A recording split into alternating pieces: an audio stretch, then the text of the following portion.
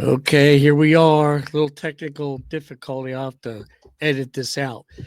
So I'm talking about medical malpractice lawyers, and it pertains to the other posts that I made for the um, Gainesville Heart Institute, where my wife was in there for 51 days for a botched surgery. So you put out the notice that you're looking for a malpractice attorney because you think you need to make a statement.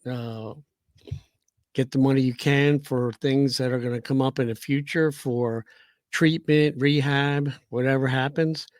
But you have to learn something about medical malpractice lawyers. They're not in a big hurry to take you on as a client. They're not in a big hurry at all. Why? Because they would rather have you tell them you have somebody that died or their leg got cut off. They want an easy deal. They want it quick. They want the money. They tell you it might take 2 years, and sometimes it does.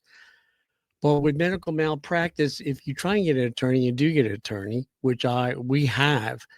You have to do your own homework. You have to do other things on the side that is going to make that person that you want to sue fold. And what I mean by fold is you can go to the newspaper, you can go to places like the medical board, all kinds of different institutions that you can make a complaint. And you need to do this. You cannot sit on your butt and let them do everything.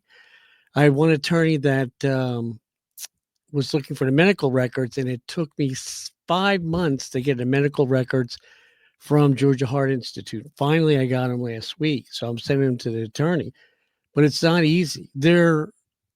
Let's face it, what do you want medical records for? You want medical records because you got a problem. You don't want them because you want to look at them and keep them as on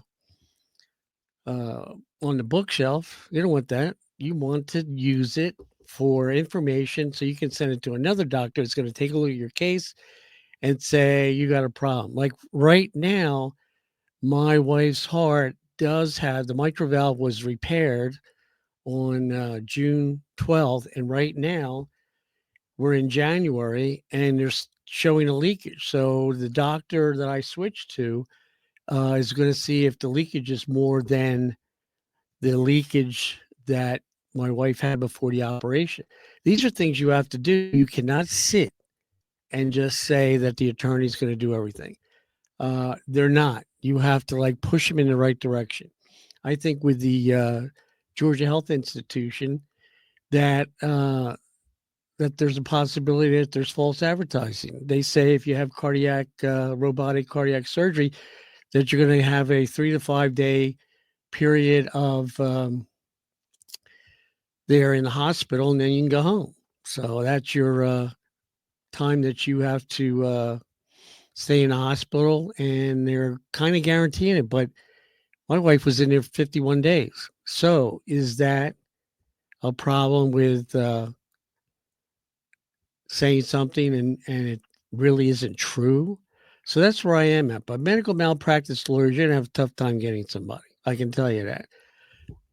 So you need to really do some work on it. You need to go. There's people that out of state that'll take it. So that can be a particular problem. So right now, if you're looking for one, the easiest attorney to get is someone that has an easy deal, like dead. The person had their leg cut off. The person had it cut off from an accident at work, a lathe, a saw, whatever.